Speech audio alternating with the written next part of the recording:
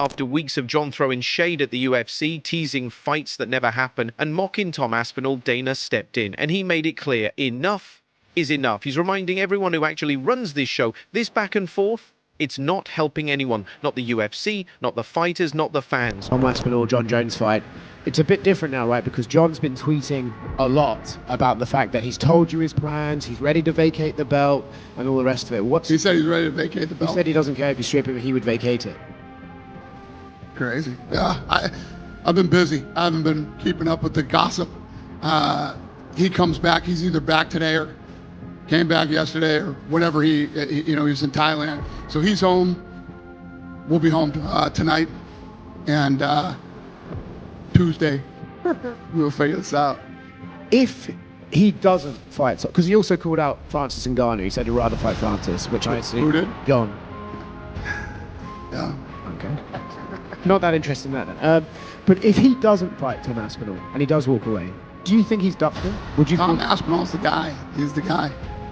I don't know. Yeah, we'll have to see how this plays. Listen, if the guy wants to retire and doesn't want to fight, nothing you do. I didn't want Habib to retire. I thought DC should have stayed in it longer. So it's none of my business. I'll do what I can to make the fight if we can. If he's talking that crazy. I didn't realize that. Jon has been all over the place lately. One day he's talking about his legacy. The next, he's tweeting about giving away his belt. He mocks Tom, then suddenly shifts to fantasy fights with Francis Ngannou. But through it all, he hasn't given a straight answer about when he'll fight again, or even if he will at all. Yeah, and last one on this. I remember a time when GSP announced he was walking away after the Johnny Hendricks fight, and you said he owes it to the belt and the company to at least defend it against the guy that rightfully should fight for it. Do you think that's kind of the same here with Jon? Yeah, but Jon's been Jon since he walked in the door here. And yeah, I was younger then. Yeah. Really, shit doesn't go the way you would like it to go all the time. Yeah. And to go back to the thing on Jon Jones, did you see the petition online from the fans? Yeah. What did you just make of that? Every human on earth was DMing it to me, and yeah, I saw it. I mean, I know you say you always listen to the fans and give the fans what they want. I'm just curious what you make of that. How many fans are there worldwide now? Like, what's the number? It's like 400 million or something like that. Yeah, 130,000 people want to see him stripped. Sure. Yeah. Not enough. No, I'm not saying that. It's kind of silly. Sure. Did you sign the petition? No, I did not.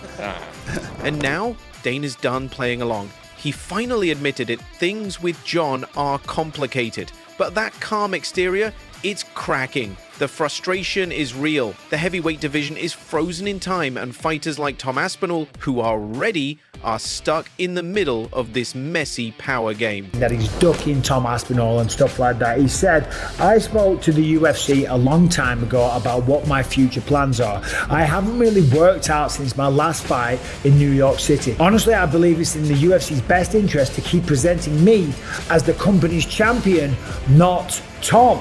And then he goes on to say, I've just been playing the role of the company man by doing nothing at all and holding all the position. And truthfully, it's been incredibly lucrative. I've made more money off of Tom being the interim champ than Tom has himself. It sucks to see the rest of the division get slowed down like this, but that has nothing to do with me. I don't pull the strings. Well, it does have everything to do with you, Jon. You are the champion and you're the guy that should fight, that should defend or vacate. Because he's making them all look like idiots, by the way, with them having to support a guy who's literally behaving like a coward as a heavyweight world champion. And it's just so detrimental to the UFC. You look at boxing right now. Boxing's never been stronger, up and down the divisions, but the heavyweight division is flying, and it's because it's being led by a great champion in Alexander Usyk, who is taking on all comers. And by the way, it's not enough to just beat his best contenders once. He beats them twice just to make damn sure that there's not a thing anyone can say about it. That's a real champion. Jon Jones isn't fit to even be spoken about in the same fucking sentence as Alexander Usyk. Not the level of fighter he is, not the level of man he is, right? He doesn't even fucking belong in that fucking category. The way he's carrying himself now as a champion, it is without doubt the most embarrassing way I've ever seen a champion conduct themselves in a title reign. And I interviewed Tom Aspinall in 2023 about this. Jon Jones has had one fight at heavyweight against Cyril Ngannou, let's be honest, didn't f***ing want to be there. One fight in 3 years, so he's had one fight at heavyweight. Stipe has had one fight in 4 years and he got knocked out. How can that possibly represent the best fighting the best? Couldn't agree more, mate, honestly. It blows my mind. Yeah. That was over a year and a half ago. And look, the clues were always there that Jon Jones was never, not even if you put a fucking gun to his head, gonna take that fight. The biggest issue, it's not just Jon's words, it's the fact that he keeps flipping the script. One week, he hints at a comeback. The next, he's cracking jokes like this is all some big joke. When you're an interim champion, they only make an interim champion when the champion cannot defend the belt. So for Jon Jones, he couldn't defend the belt because he tore his pec muscle. So the interim champion means he should be fighting the champion right off the bat. That's not the case with Jon Jones, right? Because Jon Jones is going to fight Stipe Miocic. So the interim champion is supposed to sit there and wait. But by law, in like the regulations, once Jon Jones steps in the cage, he is stripped of his interim champion because the champion has returned. There is no longer for an interim champion. What is the point of having an interim champion when the champion is ready to fight? This is the only sport in the world you can have somebody hold your career back. Yep. I've been almost a year inactive with no prospects of anything. Just be ready, and we'll just let you know. Yeah. And that's kind of difficult, like mentally, to. Oh, yeah. This is the fight against Jon Jones. Like, not the fight is another thing. Yeah. This is the tricky bit where I really have to stay switched on, stay motivated, and I'm trying my best. It's tough. As you said a minute ago, no one really knows what's going on behind the scenes apart from me. Exactly. You're in the office cooking. I train all the time anyway. Just because I'm not going to fight doesn't mean I don't train. Like, I honestly can see Jon's point of view. I get it. Yep. I get it. It's just about the title for me. Yep. I just want the title, that's it. Yep. There's nothing else really matters, so. You're like, let me do my thing, let me fight. I just want to fight. And I think that's the respectful way to go about it. It's like, you don't care if it's Jon, and it's no disrespect to Jon, it's no disrespect to anybody out there, you're just trying to fight. Yep. I just want to fight. Yep. He's treating it like entertainment, but it's people's careers on the line, and fans, they're beyond confused. They don't know what's real anymore. The division is frozen. I see quite a few people here calling me a duck. I'm a duck. Call me a duck. Call me a chicken. Call me a goat. Call me a dog. I'm not in high school anymore, guys. A grown man out here chasing his dreams. It's funny that we really live in a world where being called a duck should affect me. Guys, come on. Okay, so I feel like narratives have been created that just truly aren't there. You can't duck a man that you were never scheduled to fight. It's like saying you got turned down by a girl who you never even hit on. You know what I'm saying? It's like me and Dana and Hunter have never sat down and talked about Tom Aspinall. He's never been on my radar. I mean, just a moment ago, it was him and Sergey that was fighting. And Sergey could be in this position right now, and I would still be in the same place. I've beat people my whole career, and once I beat them, like the show just goes on. I get that Tom is an exciting fighter. I get that finally, after 16 years, we found somebody who's 7 years younger than me and 30 pounds bigger than me. Like, we finally found someone who may give me a great challenge. And everyone wants to see it so bad, but for me, it's like, what is it? What's in it for me? He changes nothing if I beat him. And of course, it's been pretty interesting, all the stuff that Jon Jones has been saying to the media this week, and I'm sure there's more to come, but check out these. You're beating guys who aren't even champions, and you consider yourself a champion. He's not a champion. So Jon said I need to fight more champions, but this is the problem I've got. Jon is the champion, and he won't fight me. And he says that he won't fight me because it's too much of a gamble. Aspinall to me is no different than an Olin St. Prude or Dominic Reyes or Anthony Smith, being like just another up-and-comer that's exciting right now. And I'm not into gambling my legacy for what's exciting. And Jon, if you're not into gambling your legacy, that to me sounds like you're scared of losing against me. Even the UFC's reputation is taking hits. Meanwhile, Tom Aspinall, he's done waiting. Tom's made it clear he'll fight anyone. He even said he'd take on Francis Ngannou if that's what it takes to stay active. But now, There's nowhere to go for Johnny. He either has to fight me or retire now. If he does retire, everyone knows that he will have been avoiding me. I want to fight. Absolutely, I want to fight. If that's against Jon Jones or not. I'm just waiting on a date, man. Dana White's come out this week and said that Jon Jones is happy to do it. I've been in the rooms with the UFC and they've told me it's happening. I'm not chasing Jon Jones. The reason I want to fight Jon Jones is because he's got the belt. He's #1 heavyweight walking around on planet Earth. But we need to find out who the guy is. If it's not Jon Jones, get out of the way. I'll fight someone else. Happy days. Defending an interim again. That's not what the UFC is. That's not what the UFC is about. Like, I defended an interim once already. It's almost unheard of, that. It's unprecedented. I thought it was silly the first time, to be honest. The reason that I did it, I wanted to redeem myself and fight Curtis Blades and get the legit victory against Curtis Blades. I wanted to prove that I was better than Blades, which I did in the rematch, and I defended the interim. I'm not doing it again. I've cleared out the rest of the division. Undisputed. And that's it. I deserve a shot at being known as the best heavyweight walking around on planet Earth. he's trapped. The guy with the real belt, Jon, isn't even interested in defending it. And the UFC? They haven't made any real moves to fix the problem. It's not about you, Jon. It's not about you. It's not about your life. It's not about your story. If you want to enjoy your life, if you want to be a part of a reality show, if you want to take that money and delay things and hold someone else's dreams back from becoming a reality, that is ducking. That is ducking, because there is a time-honored tradition in this business, in the sport, in combat sports, in fight sports, in sports period, that the whole thing has to move along. It's not about your story. Your story is great and you're living your best life, great. Get rid of that belt. If you want to do that, great. No one will begrudge you. Everyone thinks you've done enough. You've earned enough. You've proven enough. Now allow someone else to have that same story. Allow someone else to write that same story. You are holding him back. You are holding back not only Tom Aspinall, but the rest of the division. So yes, you're missing the point. This isn't about you. It's about the belt. How many more times does Tom have to say it? He would love to fight him. He would love to be he would love to have the opportunity to be that guy. He would love it. Who wouldn't?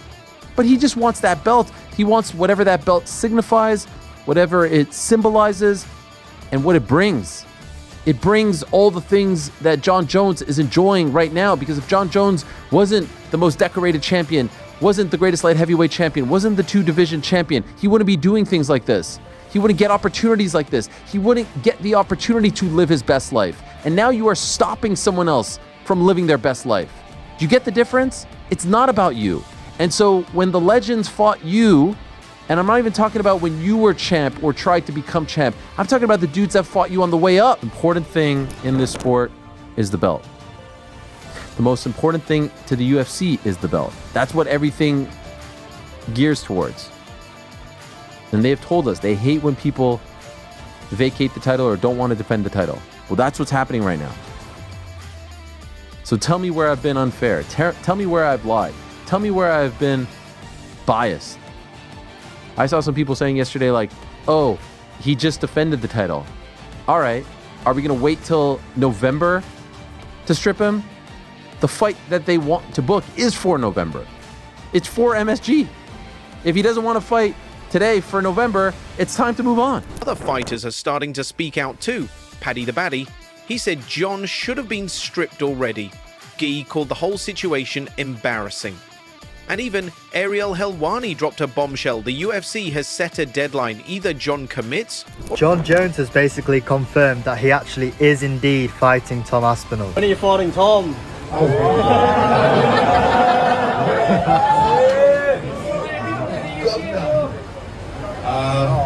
The UFC, and Tom, we all got a lot of stuff happening behind the scenes. They're one of the biggest organizations in sports. And right now, Tom and I have agreed to wait for the UFC to make their announcements. So I legally can't talk about it. We could lose the title, but Jon, still no real answers, still tweeting, still vague, still stringing everyone along. Just look at the language Jones has been using from day one about Tom Aspinall. Why would I gamble my legacy on someone like him? Jon Jones, gamble. You win every fight, don't you? You're guaranteed to win every fight. You can beat anyone. Every fight, if you're the best fighting the best, is a bit of a gamble. But you're the heavyweight champion of the world. You're supposed to go on and do that. I've never ever known a champion who tells everyone how great they are and yet doesn't want to fight the best challenger. I tell a lie, actually, I do remember one time, Tyson Fury, when he did not want to fight Alexander Usyk. Oh, he's not a big enough name. Oh, and he made all the excuses in the world. And guess what? Usyk beat him twice. And this is exactly why Jon Jones doesn't want to take that fight, because he can see what the fuck is on the way. Jones spent the majority of his career as a heavyweight, boiling down to light heavyweight, beating guys who are actually middleweight. Nah, man, John's retired. What are we talking about, guys? John, you guys don't follow John on social media? I don't follow him on social media. He said that. No, me too, actually. Me too. But the guy is living his best life. He's had a fantastic career. We all know. We know John's a religious man, so I want to say God bless him moving forward in what he does with his life and his career. And you know, we move on. We move on. I'm the undisputed heavyweight champion of the world.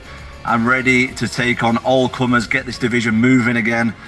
Us guys have been waiting around too long. You know, the contenders are getting sick of it. Everybody's getting sick of it. Even the fans are getting sick of this stuff. So John's retired and it's time that we move on. Now that Dana has broken his silence, the pressure is shifting. When the boss himself says something's wrong, you know it's serious. The UFC might finally have to act for the sake of the entire division, because this isn't just about a championship belt, it's about respect. Respect for fighters like Tom Aspinall, who stepped up when the UFC needed a hero. He earned that interim title, he's trained, waited, stayed classy. Jon Jones. Oh yeah. That old one, living his best life, mate, in Thailand. So everybody reaches a sell-by date, don't they? Everybody's got a time limit. He's reached it, and we move on. I reckon anyone else in that position would have been stripped. I was talking to Adam Cattle about it the other week. Yeah, seen it. He should be stripped now. It obviously was a bit annoying at the time, but it's all in the past now. We're moving forward. Everything's good. We can get fighting again, and I just want to get fighting, mate. Do you know what I mean? Must be fucking sick of getting asked about that. You know. It's not the best. You know what? It's better now because I do know what's going on a little bit, and I am going to fight soon, so that's nice. But for like the last kind of 6 months, I've just not known what's going on. Do you know what the worst bit is like, you know this yourself, it's like money, fame, titles, rankings, all that aside, I just love fighting. Yeah, exactly. I just like fighting people. That's what I got into it for. I didn't get into it for anything else. All the other stuff is just like nice to have on top. I want to be the best fighter I can be. I love it. I'm in the gym every day. I just want to fight. That's been taken away from me for like nearly a year now, and that's got nothing to do with me, which is, it's a bit frustrating to be honest, but we are nearly over it now, which is good. The fact he's not stepping up and fighting here, he's let the whole MMA fan base down. I couldn't have somebody else saying that they're going to beat me and not at least fight. And then if I lose, at least I tried my best. And it's even more in that case when you're the reigning heavyweight champion of the world and you've got someone holding. It is crazy. Heavyweight champion. It is a crazy situation, but there's a lot of politics in the UFC at the top levels, and it's just like out of my hands, so there's nothing I can really do about it. But how much longer can he wait for Jon to make up his mind? Fans are growing impatient. Fighters are getting louder. Cyril Gane is maybe next opponent for you? Well, he can fight Almeida first because he refused the fight with me. So now, before he jumps back in and waits for a shot, he can fight Almeida. Them guys can fight, and the winner can fight me.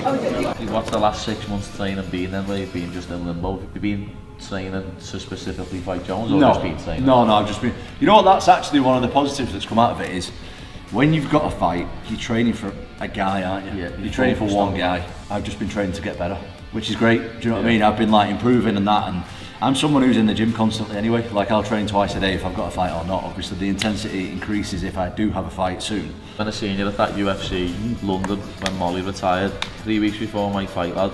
We were on the burgers, weren't we? Me and Charlie. Yeah, I'm sitting there with a bottle of water and just looking over at you with 2 pints and burgers and them crisscross fries and that, and I'm just like, yeah, it was great. I was taking the bit of chicken out of the bowl. I remember you were eating the meat, weren't you? I was eating the meat out of it because I was starving. What does you, because I'm like quite interested in nutrition, that like, what is your diet like? In camp? Yeah, like, do you have to be on like a massive deficit?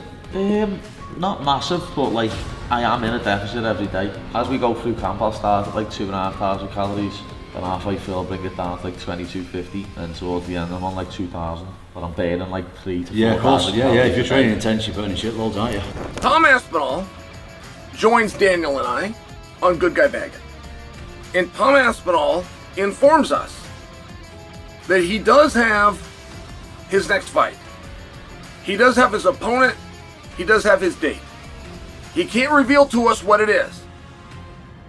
And that is very in line with the UFC. Most guys would not come out to tell you, I have it, and then pull back. But they could.